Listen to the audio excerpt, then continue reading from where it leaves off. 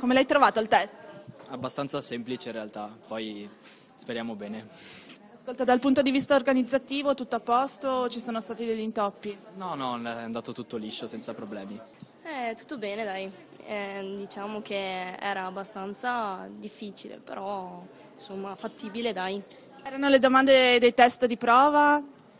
Sì e no, c'era un po' di tutto, però è andata bene, dai. Da dove vieni? Io sono di Castelfranco Veneto. E a te invece com'è andata? Penso anche a me abbastanza bene. Ti stavi confrontando con il tuo amico, insomma, più o meno... Scusa, col tuo cugino e le risposte sono più o meno uguali, insomma.